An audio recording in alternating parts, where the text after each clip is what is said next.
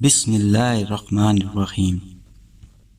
السلام علیکم ناظرین، آج ہم کوشش کریں گے کہ مکمل تفصیل کے ساتھ ایک نظر ڈالیں اس درخت پر جس کو حضور اکرم صلی اللہ علیہ وسلم نے لگانے سے منع فرمایا۔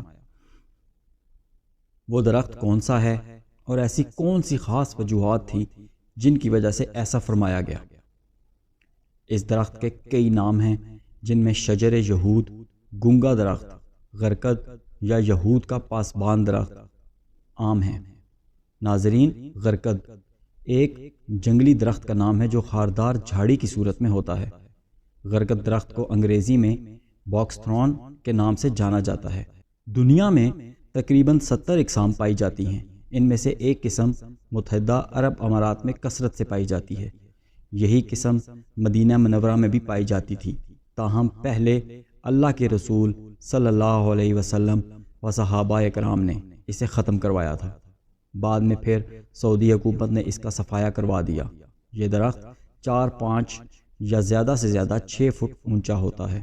اسے عربی میں اسوج کہتے ہیں۔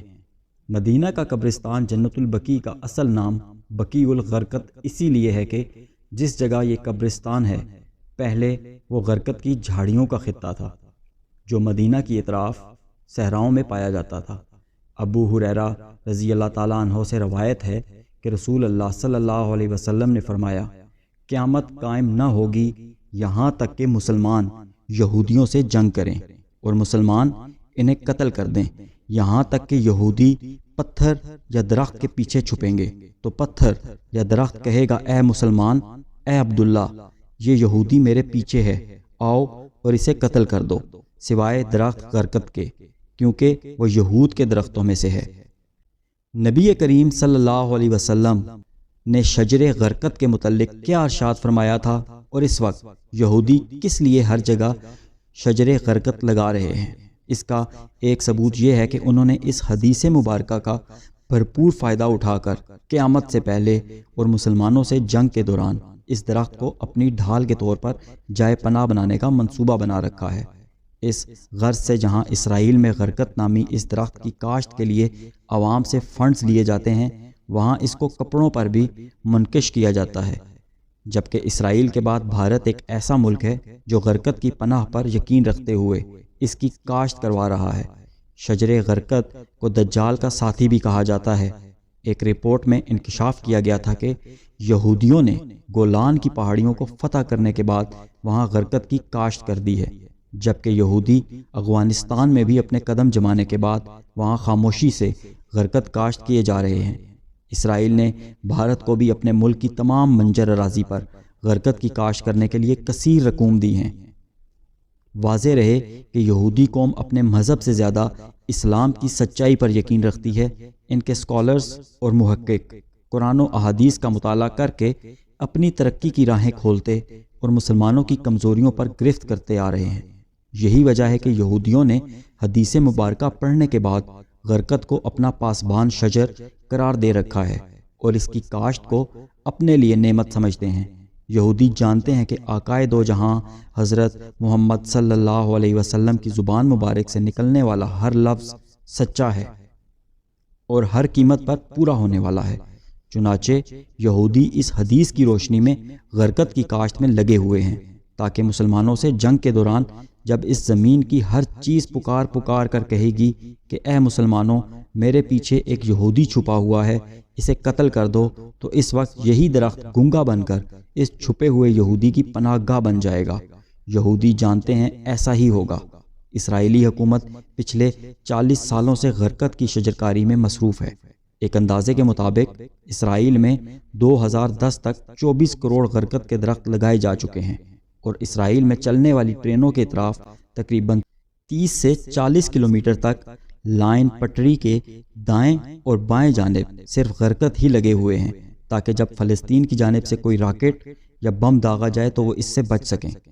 بھارت نے یہودیوں کی دیکھا دیکھی اور ان سے اپنی دوستی کو اٹوٹ ثابت کرنے کے لیے غرقد نامی جس درخت کی کاشت شروع کر رکھی ہے، مودی برسر اقتدار آنے کے بعد یہودیوں کی اعلی کار اور ان کے اشاروں پر ناچنے والی اور ہاں میں ہاں ملانے والی تنظیم RSS بجرنگ دل نے یہودیوں کے تمام کاموں کا ٹھیکہ لے رکھا ہے اور غرقت کی شجرکاری اتنی تیزی سے انجام دی ہے کہ صرف مہاراشٹر میں ہی 5 کروڑ غرقت کے پودے لگانے کا ٹارگٹ پورا کر رہی ہے، جس میں سے 3 کروڑ غرقت لگائے جا چکے ہیں، جبکہ راجستھان میں بھی اتنے ہی غرقت کے پودے لگائے جانے ہیں۔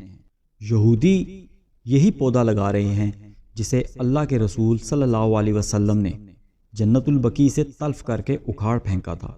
بہرکیف اسرائیل اس وقت پوری دنیا میں اپنے پاسبان درخت غرقت لگانے کے لیے کمر کس چکا ہے، کیونکہ وہ اپنے اعتقاد سے زیادہ اسلام کی سچائی کو مانتا ہے۔ واضح رہے کہ 2008 میں ممبئی میں اسرائیلی سینٹر پر حملہ ہوا تھا، جس میں ایک بھی اسرائیلی سفیر یا سفارتکار ختم نہیں ہوا تھا، کیونکہ انہوں نے اپنے سفارت خانے میں لگے غرقت درخت کے نیچے پناہ لی تھی۔ اس تجربے کے بعد اسرائیل نے تمام سفارت خانوں میں غرقت کے درخت لگا دیے تھے۔ فلسطینی علماء کرام کا کہنا ہے کہ بالخصوص اسرائیل میں بڑے پیمانے پر غرقت لگا کر یہودیوں نے نبی کریم صلی اللہ علیہ وسلم کی پیش گوئی کا وقت قریب کر دیا ہے۔ خیبر میں شکست کھانے کے بعد سے اب تک ان کے پاس نہ کوئی ملک تھا اور نہ ہی فوج، لیکن 20ویں صدی میں انہوں نے پہلی مرتبہ ایک ملک حاصل کیا، جبکہ دجال کا خاتمہ بھی بیت المقدس میں ہونا ہے اور ممکنہ طور پر وہ یہود سے ہوگا۔ تو ہمیں چاہیے کہ ہم رسول کریم صلی اللہ علیہ وسلم کی پیروی کریں، یہودیوں کی مخالفت کریں اور ان کی کسی بھی غیر محسوس اور نہ چاہتے ہوئے چیز سے بھی مدد نہ کریں، بلکہ اس سے مکمل پرہیز کریں۔ بہرکیف اس کے علاوہ ہمیں چاہیے کہ ہم اسلامی تعلیمات سے آراستہ ہونے کے ساتھ ساتھ حالات حاضرہ سے بھی واقف رہیں، اپنے دین و ایمان کو بچانے کے ساتھ ساتھ یہودیوں اور دجالی فرقوں اور فتنوں سے بھی قرآن و حدیث کی روشنی میں بچتے رہیں، کیونکہ اسلامی ذرائع کے مطابق یہودی قوم کچھ بھی کر گزرنے کو تیار ہے اور وہ ابھی جادو کے ذریعے پوری دنیا کے انسانوں خصوصاً مسلمانوں پر کنٹرول کرنے کی کوشش کر رہی ہے۔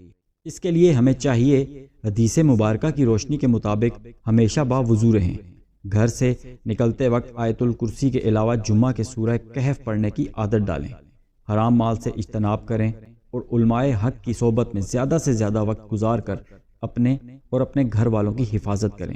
اللہ سے دعا ہے کہ اللہ ہمیں تمام فتنوں اور شرور سے حفاظت فرمائے اور خاتمہ بالخیر کرے، آمین یا رب العالمین۔